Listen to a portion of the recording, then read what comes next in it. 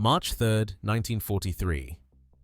Rear Admiral Teishi Nakamura stands on the bridge of Kyushu Maru, certain his 8-ship convoy will reinforce lie unharmed until streaks of silver appear just above the waves. The Japanese High Command never realized B-25s could erase a fleet this fast. Field-rigged with 8 heavy guns in their noses, unleashing fire at mast height, these bombers transform a confident voyage into a massacre within minutes. Allied bombing had failed for a year, yet now, entire convoys vanish under new tactics no one in Tokyo believed possible. How did a few airmen and mechanics overturn the rules of sea warfare overnight and leave commanders like Nakamura wondering if the ocean itself had become a trap? The first sign of trouble comes as a flicker on the horizon, a glint of sunlight on metal far too low for comfort. Junior lookouts, perched atop the forward masts of the Kyushu Maru and her sister transports, squint into the morning glare, uncertain if the shapes belong to friendly aircraft or a stray reflection off the sea. Routine reports have lulled the bridge into a sense of calm. The convoy's zigzag course has been steady, the sky above clear. Only the distant drone of high-altitude bombers earlier easily shrugged off as before. But now, voices rise in alarm. One lookout shouts, "Hikoki!" as silver forms rush closer, impossibly low, hugging the waves. The angle is all wrong for a standard attack. Instead of the familiar, ponderous arcs of bombs falling from the sky, these planes seem to ride the wind itself, closing the distance in seconds. On the bridge, officers scramble for binoculars, straining to identify the threat.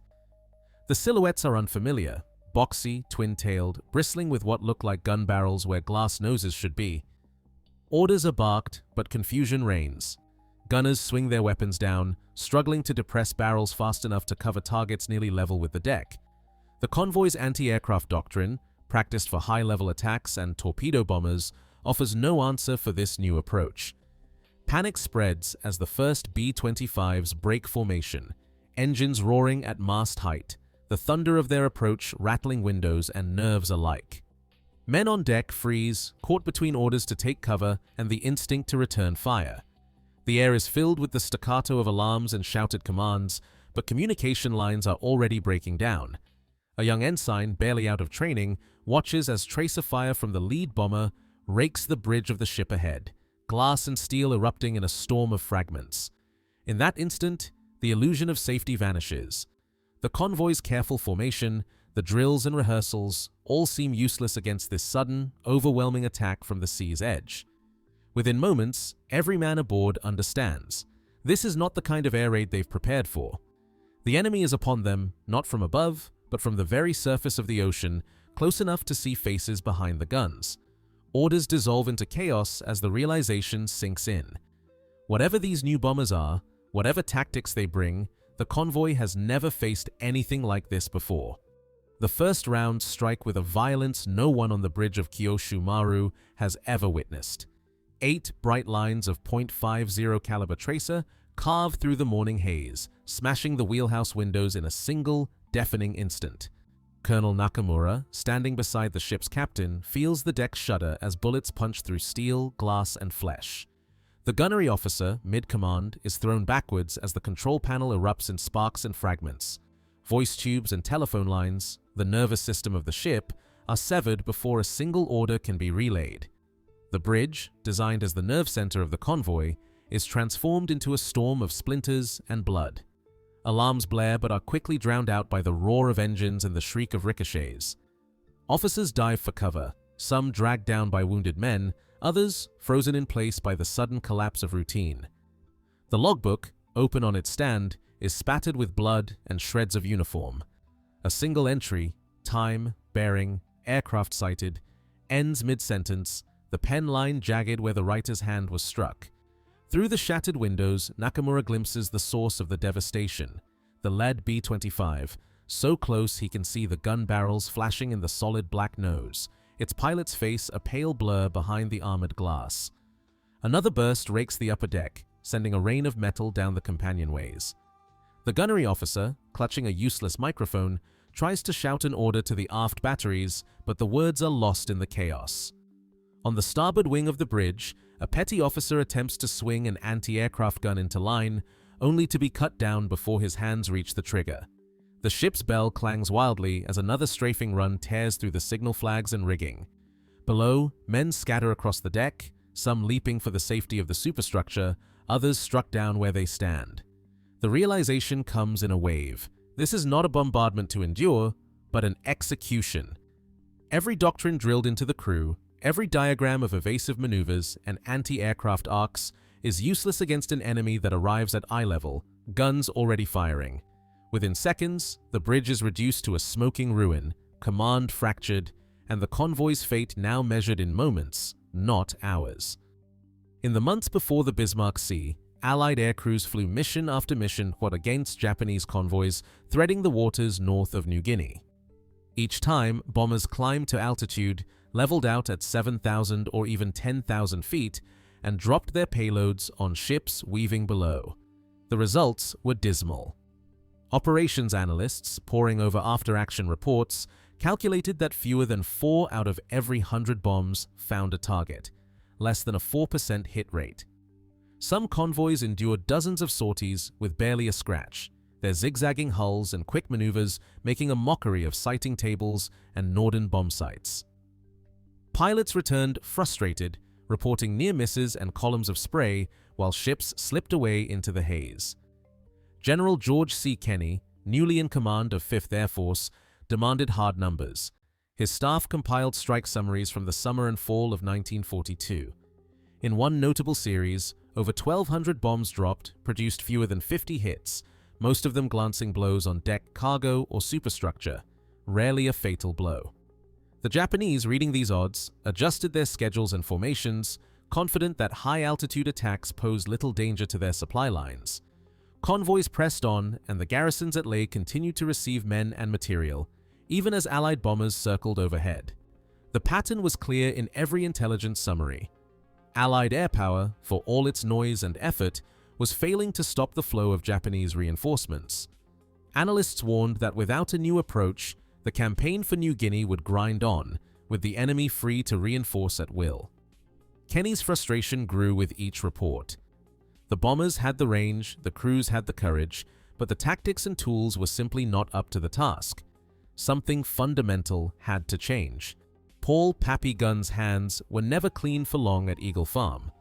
Surrounded by the stripped carcasses of P-39s and battered B-25s, he worked with Jack Fox from North American Aviation to reimagine the bomber's nose, not as a glass dome for a bombardier, but as a solid block of firepower. The first step was brutal. Out came the bomb sight and the plexiglass, replaced by steel bracing and hand-machined mounts. Gunn's team drilled and welded, bolting 8 Browning .50 caliber machine guns into a tight cluster. Each gun weighed 84 pounds and could spit out nearly 800 rounds per minute.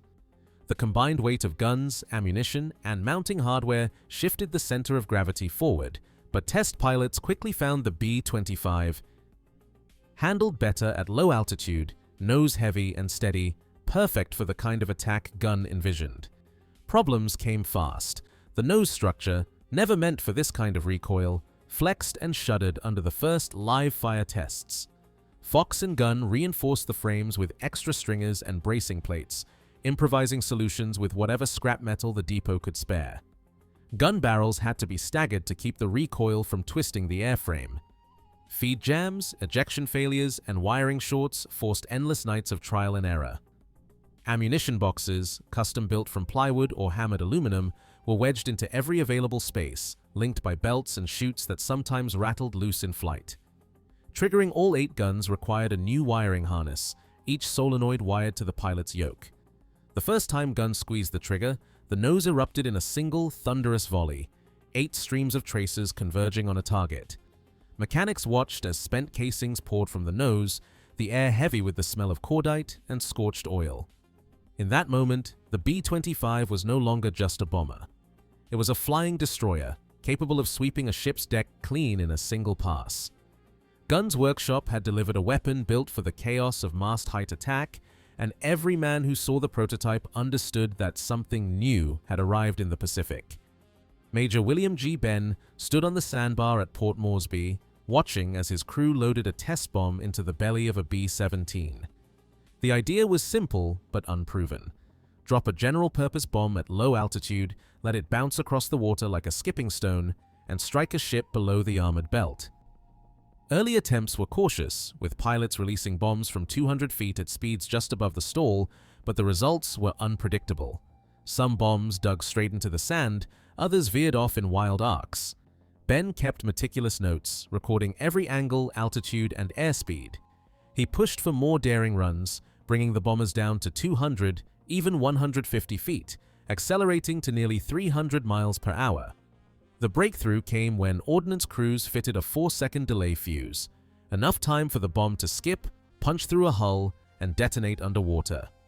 Ben's log from October 1942 details a direct hit on the hulk of the SS Pruth, the bomb ricocheting off the surface and exploding beneath the waterline.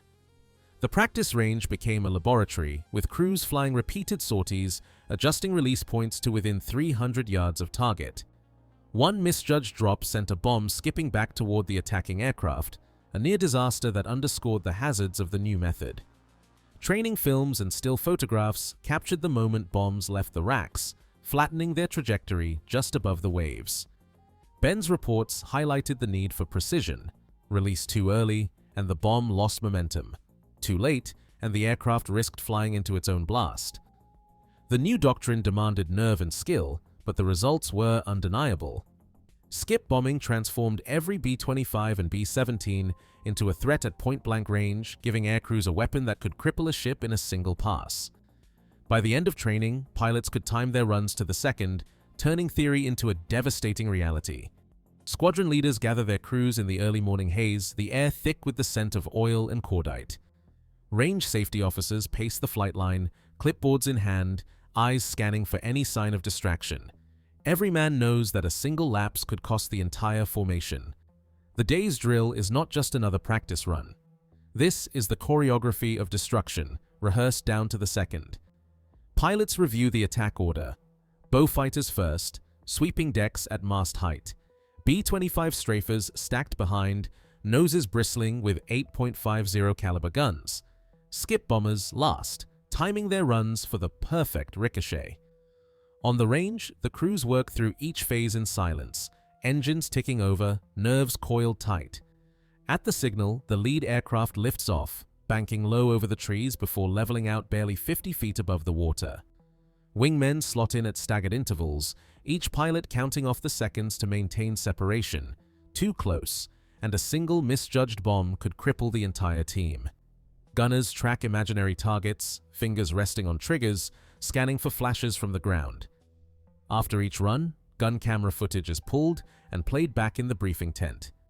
The film reveals everything: tracer lines slicing through the air, bomb splashes marking the water, the split-second gap between suppression and strike. Range officers call out corrections: altitude too high, approach angle too shallow, release point off by a fraction. Crews debrief in clipped voices, eyes fixed on the footage, absorbing every detail. By the end of the day, timing is muscle memory. The attack choreography, multi-axis, stacked altitude, each element covering the next, becomes second nature.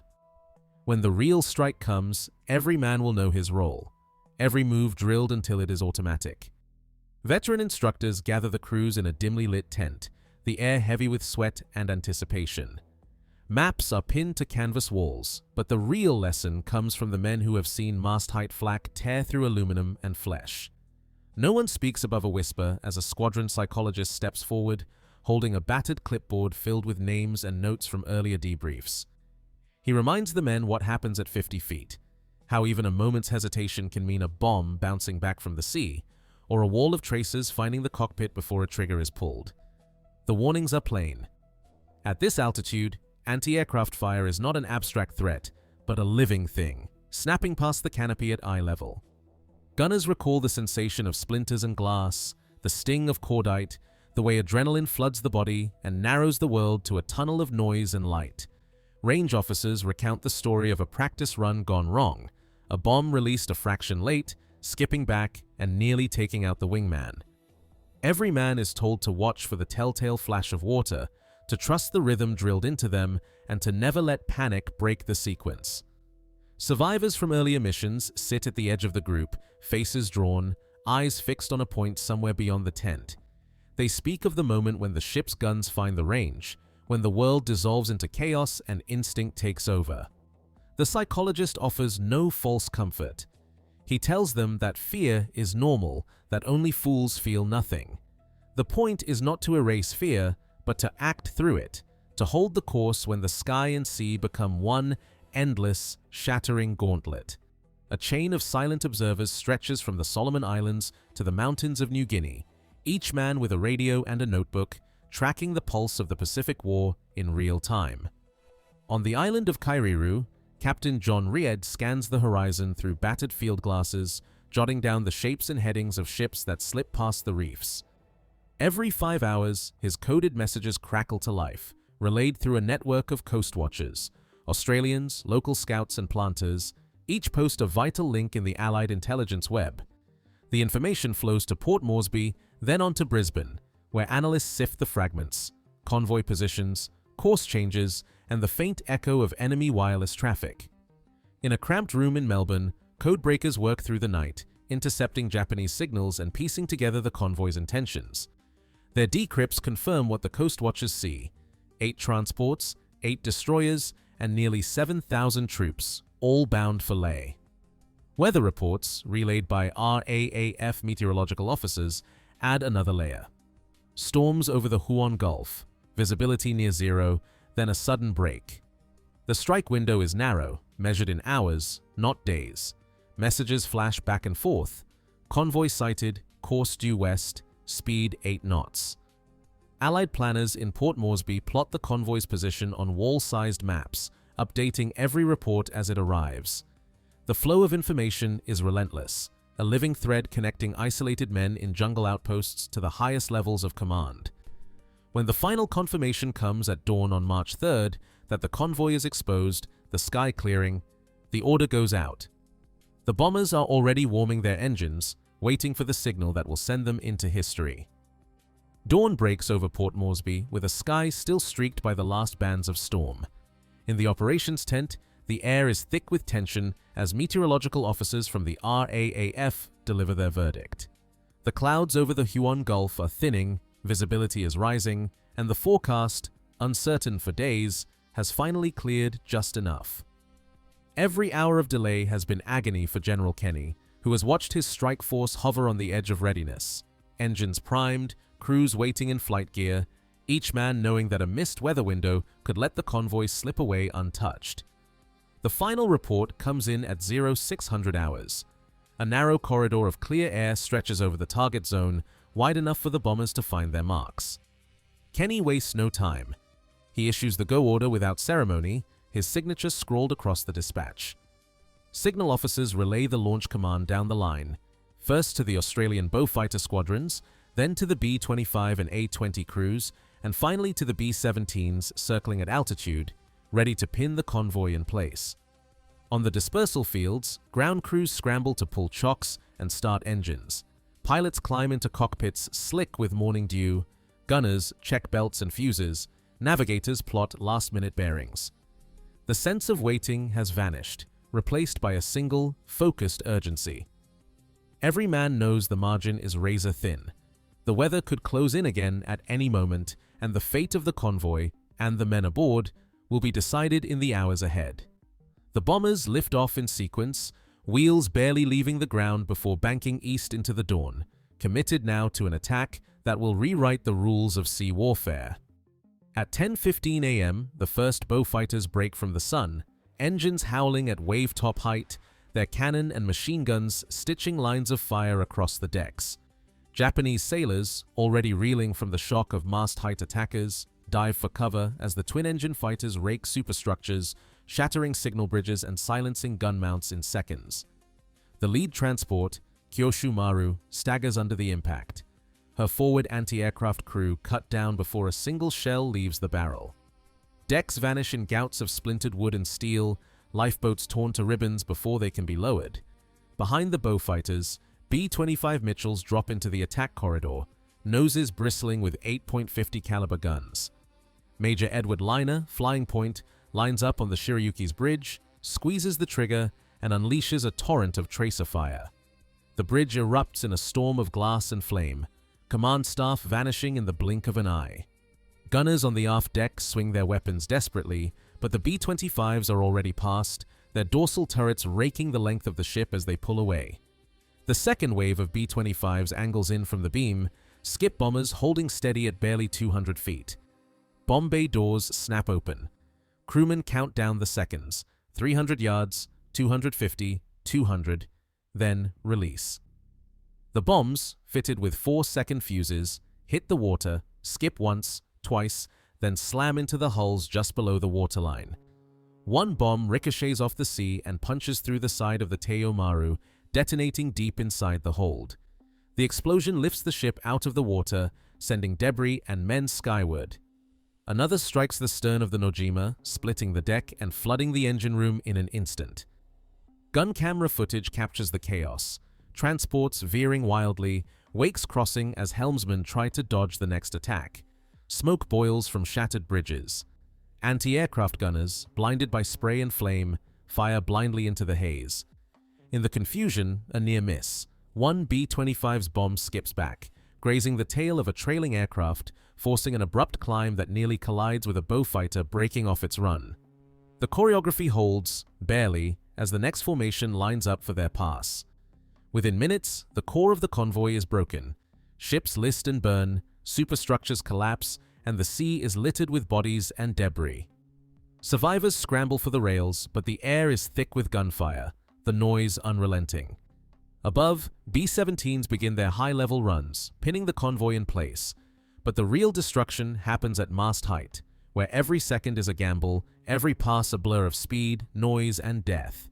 Floating debris and oil slicks stretch for miles across the Bismarck Sea, punctuated by the shapes of lifeboats and men clinging to wreckage. The battle itself has ended, but the violence continues in a form that no training manual ever addressed.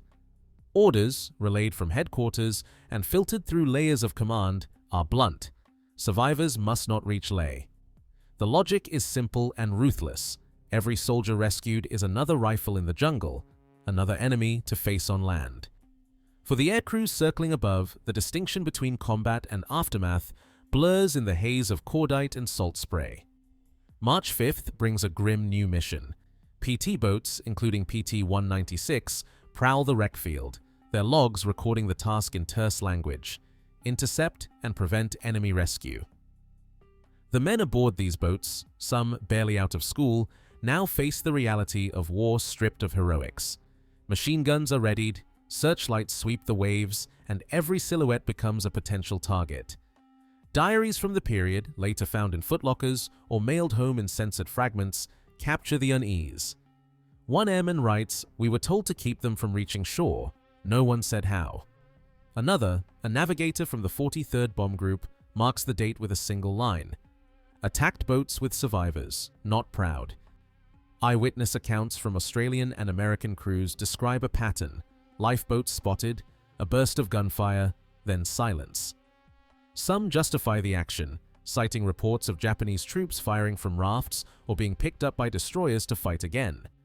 Others, years later, recall the faces in the water and the weight that settled over the mess hall that night. Estimates suggest that between 350 and 500 Japanese died in the water on March 5th alone, many after the main battle had ended. The official records remain vague, offering only phrases like "denied rescue" or "follow-up attacks." There is no comfort in the numbers. The line between necessity and atrocity is thin, and those who crossed it seldom spoke of it again. The aftermath of the Bismarck Sea is written not just in loss reports and victory bulletins, but in the private reckonings of men who carried out orders that could not be undone. In the end, the sea claimed more than ships and soldiers. It claimed certainty, leaving only the grey silence that follows when the guns go quiet. 8 transports and 4 destroyers lie at the bottom of the Bismarck Sea, their wrecks scattered across miles of oil-streaked water. Of nearly 7,000 Japanese troops who embarked for Leh, fewer than 1,300 reached the shore. Post-war tallies confirm over 3,000 killed in the space of 2 days. Some drowned, others lost to fire and steel, many more claimed by exposure or follow-on attacks as rescue was denied. Allied losses, by contrast, are measured in the low double digits: 13 aircrew killed, a handful of aircraft lost. Never before had a single air operation erased a convoy of this size with such speed. The shock in Tokyo and Rabaul is immediate and profound. Imperial Navy staff memos, intercepted and translated by Allied intelligence, describe a sense of disbelief. Reports of mast-height bombers, bridges swept clean by machine gun fire, and ships vanishing in minutes. Rear Admiral Kimura's after-action summary, relayed through the chain of command, admits that no existing doctrine could have prevented the disaster. Within 2 weeks, combined fleet orders prohibit further daylight convoys to contested waters. The only hope for resupply now lies in submarines and destroyers running at night, hugging the coast, and maintaining radio silence. Even then, the flow of men and material to New Guinea drops to a trickle. Garrison commanders at Leh and Salamaua soon report shortages of ammunition, rations, and medical supplies. A slow strangulation that will decide the fate of the campaign. In Washington and Brisbane, the War Production Board and Air Force procurement offices move quickly. Reports from the Southwest Pacific, stamped with Kenny's signature, call for the mass production of the new strafer configuration. By July 1943, North American aviation rolls out the B-25J, a factory-built gunship with a solid 8-gun nose, extra cheek guns, and reinforced frames. Field improvisation becomes factory doctrine. Skip bombing, once a desperate experiment on the reefs of Port Moresby, is written into training manuals and exported to every air force in the theater. The A-20 Havoc, and soon after, the A-26 Invader receive similar modifications, each new variant a nod to the lessons of the Bismarck Sea. Japanese staff studies, compiled in the months after the battle, reach a single, inescapable conclusion. Ships are no longer safe in waters where the enemy controls the air. Smoke screens, night dashes, and tighter formations can delay destruction but cannot prevent it. The Bismarck Sea proves that creative field engineering, combined with tactical innovation and intelligence coordination, can shatter even the most rigid doctrines.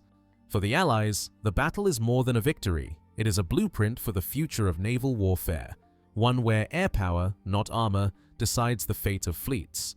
On March 3, 1943, 8 Japanese transports and 4 destroyers were lost in less than 15 minutes, over 3,000 troops killed, with fewer than 1,300 reaching Leh. Wartime logs and survivor accounts confirm that mast-height B-25 attacks shattered command assumptions about convoy defense. Field modifications, like the 8-gun nose and skip bombing, turned medium bombers into devastating ship killers. A shift documented in Allied after-action reports and later standardized across the Pacific. Yet, some details remain unclear. Several Japanese survivor accounts are still untranslated, and Allied records on attacks against lifeboats are incomplete.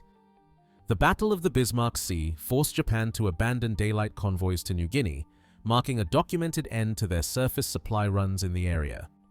Today, the evidence shows that creative tactics, not just superior technology, can redefine the rules of war.